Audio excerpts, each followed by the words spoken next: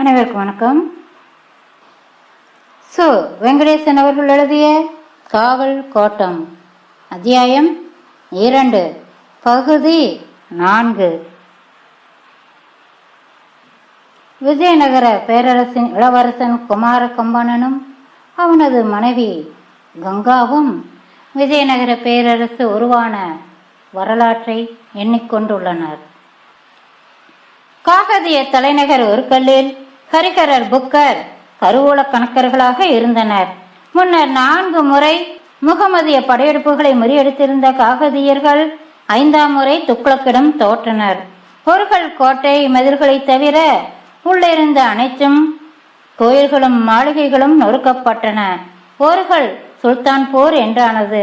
அரசன் பிரதாபருத்ரனின் குடும்பம் தற்கொலை செய்து கொண்டது. போரில் சிறைபிடிக்கப்பட்ட அரசனும் டெல்லிக்கு கொண்டு செல்லப்படும் போது நர்மதை கரையில் தற்கொலை செய்து கொண்டான். ஹரிஹர புக்கர் ஒருக்கல்லில் இருந்து தப்பி ஆனைகுந்தி வந்தனர். அவர்கள் கம்பளி நாட்டு கொள்ளவாறுகளானதால் பிரதான பதவிகள் கிடைத்தன. ஒருக்கல்லை அழித்த முகமதியர்கள் 4 ஆண்டுகளுக்கு பின் கம்பளி நாட்டின் தலைநகர் ஆனைகுந்தியை எரியூட்டிய போது அங்கு சிறைப்பட்டவர்கள் 6 பேர்தான். அரச வம்சம் முற்றாக தற்கொலை செய்து கொண்டது. தலைநகரவாசிகள் அனைவரும் கொல்லப்பட்டனர். சிறைப்பட்ட 6வரில் 2 ஹரிஹரர் புக்கர். முன்னவர் மந்திரி, அடுத்தவர் பொக்கிஷதாரர். ஹரிஹரர் புக்கர் டெல்லி சிறையில் இருந்தபோது முகமதியராக மதமாற சம்மதித்து விடுதலையாகிய அரசவையில் சிறு அலுவலர்கள் ஆயினர். ஆனைகுந்தியில் ஆளுநராக இருந்த மாலிக் முகமது கொல்லவாறு குழுக்களின் தாக்குதலுக்கு தாக்குப்பிடிக்க முடியாமல் டெல்லி சென்று நிலையை விளக்கினான். கம்பளி சகோதரர்களை ஆனைகுந்திக்கு ஆளுநராக துக்ளக் நியமித்தார். இப்போது இவர்களை கொல்லவாறுகள் ஏற்றுக்கொண்டனர். 7 ஆண்டுகளாக கம்பளியில் வரிகளை வசூலித்து டெல்லிக்கு அனுப்பி கொண்டிருந்தனர். ஆனால் காகதிய பேரரசு வீழ்ந்த 2 ஆண்டுகளில் காப்புகுல தளபதிகள் ஒன்று சேர்ந்து ஆந்திராவிலிருந்து முகமதியரை விரட்டிவிட்டு கிடைத்த நாட்டை தங்களுக்குள் பகிர்ந்து கொண்டனர். கொண்ட வீடு தென்னாந்திர முழுவதையும் உள்ளடக்கிய வலிமையான நாடாகி விட்டது. சுல்தான்பூரும் அதற்கு வடக்கே உள்ள பகுதியும் தான் டெல்லியிடம் இருந்தது. 1936 முகனூர் காப்பைய நாயக்கன் சுல்தான்பூரை வென்று மீண்டும் அதை ஒருகல் நகராக்கினான். அப்போது காகதிய பகுதிகள் அனைத்தையும் டெல்லி இழந்துவிட்டது. தெற்கே எஞ்சியிருந்த ஒரே முகமதிய பகுதி கம்பளி மட்டும்தான். முகமதியை விரட்டுகிற சாக்கில் கொண்டவிட்டு புரோலைய வேமாரட்டி கம்பளியை கைப்பற்றும் அபாயம் அடுத்திருந்தது. அதே வேளையில் கம்பளிக்கு வடக்கே தேவகிரி சுல்தான் டெல்லிக்கு எதிராக கலகம் செய்து கொண்டிருந்தான்.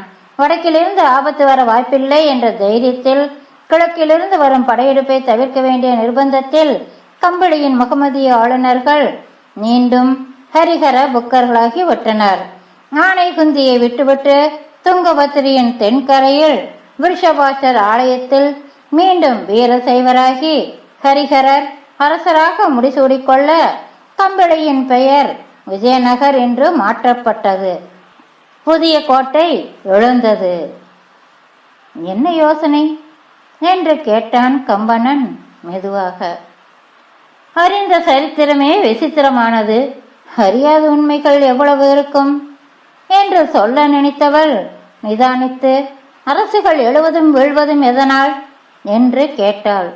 கம்பனன் பதில் தேடிக்கொண்டிருக்க கங்காவே மீண்டும் சொன்னாள். ஹரிஹரர் தாமதித்திருந்தால் கம்பளியை கொண்ட வீடு விளங்கியிருக்கும். காப்புகள் துங்கபத்திரையிலும் குடியேறி இருப்பார்கள். முந்தைய கேள்விக்கு விடை கண்டவன் போல் கம்பனன் சொன்னான்.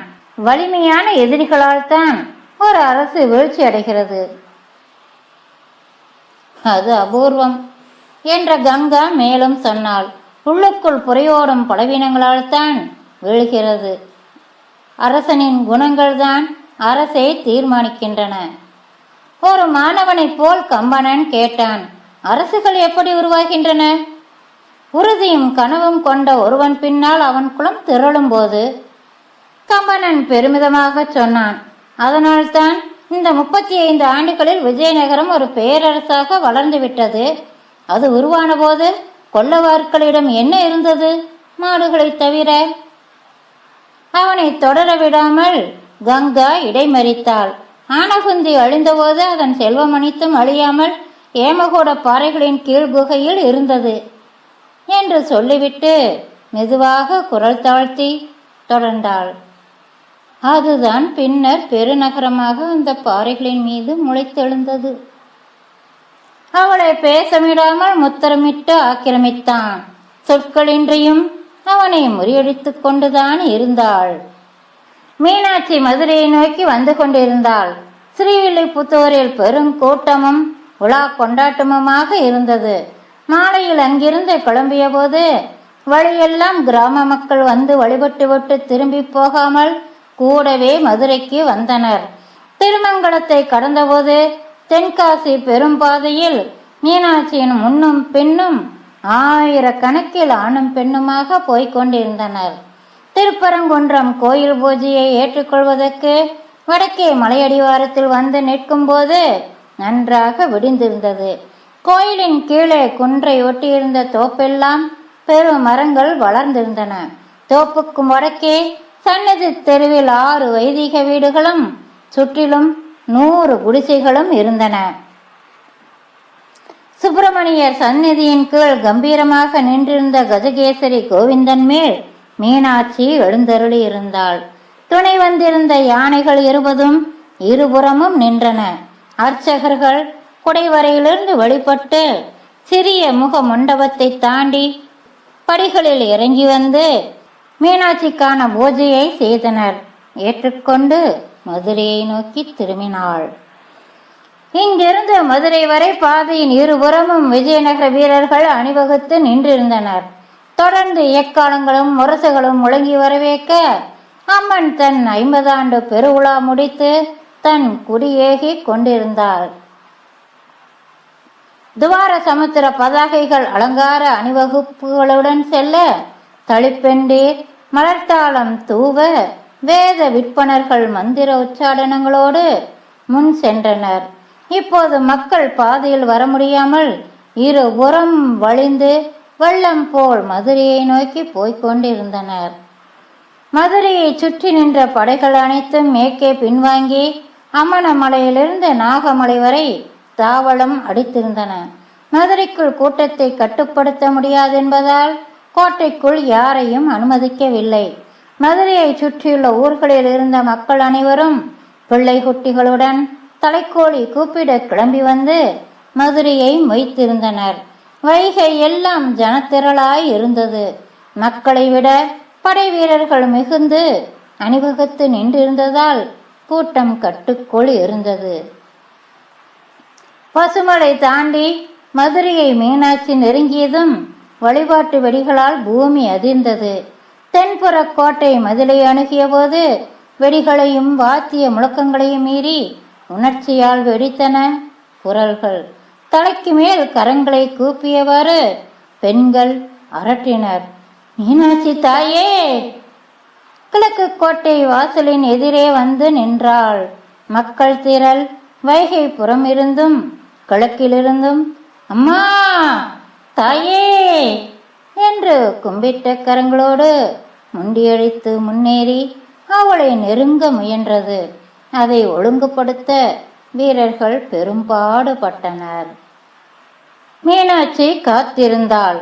சுப முகூர்த்தத்திற்கு இன்னும் வெகு நேரம் இருந்ததால் வீரர்கள் தென்வடலாய் 2 வரிசைகளில் நின்று நடுவே மக்கள் சென்று வழிபட்டுவிட்டு கடந்து போகுமாறு ஏற்பாடு செய்தனர். வெயில் மறைந்து மேகங்கள் திரண்டு கருத்தன. சுபவேளை நெருங்கியதும் கிழக்கு மதில் மேலிருந்து 100கணக்கான எக்காலங்களும் கொம்புகளும் ஒரு சேர முழங்கின. தாளப்பொலி வழிவிரிக்க ஆரத்தி சுடர்கள் நிறையில் நின்றெறிய அன்னை மதுரையில் நுழைந்தாள். நகர மக்கள் கோயிலுக்கு செல்லும் தேர்வின் 2 மருங்கிலும் நின்றிருந்தனர். மீனாட்சியை கண்டதும் அழுகையும் புலம்பலும் வாழ்த்தொழியும் சரண வெளியுமாக மக்கள் கூட்டம் சன்னதம் கொண்டது. காவல் வீரர்களை தள்ளி தாண்டி வந்து பல நெடுஞ்சான் கிடையாக கும்பிட்ட கைகளோடு தெருவில் விழுந்தனர். அதைக் கண்டு மேலும் மேலும் பலர் வந்து விழுந்து தெருவையே நிறைத்தனர். கஜகேசரியால் முன்னே நகர முடியவில்லை. வீரர்கள் சமாளிக்க முடியாமல் திணற வெளியிலிருந்து ஓடி வந்த பெருவாரியான வீரர்கள் உள்ளிறங்கி மக்களை பலவந்தமாக தூக்கி தூக்கி ஓரத்தில் நிற்க வைத்து கொண்டிருந்தனர். கண்ணீர் வெள்ளத்தில் மிதந்து மிதந்து வந்து கிழக்கு கோபுர வாசலின் முன்னே நின்றாள். மாரவர்மன் சுந்தரபாண்டியனின் நெடுங்கோபுரம் தலை தாழ்த்தி வணங்கியது போலிருந்தது. பூசகர்கள் பூரண கும்பங்களோடு வாயிலில் நின்றனர். விரி சாமரங்களென காதுகள் வீச ஒளிரும் வெண்ணிற பெருமறுப்புகள் முன்னீள கோவிந்தன் காலெடுத்து வைக்க மீனாட்சி தன் குடிக்குள் நுழைந்தாள். மீண்டும் சந்திப்போம். நன்றி நண்பர்களே.